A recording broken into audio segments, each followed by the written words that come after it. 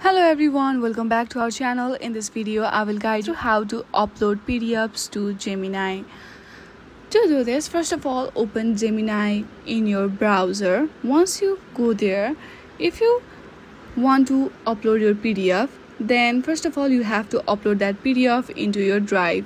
Here you can see I have uploaded a PDF in my drive already.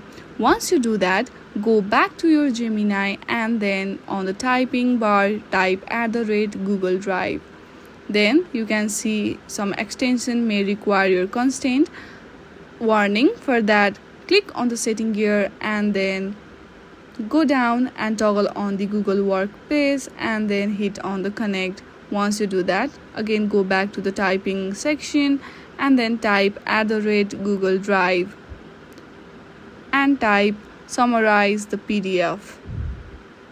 Then Gemini will summarize that PDF briefly.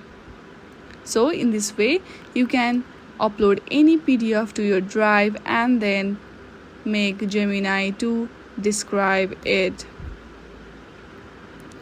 I hope you like this video. If you like this video, then please do not forget to like and subscribe to our channel. Thank you for watching.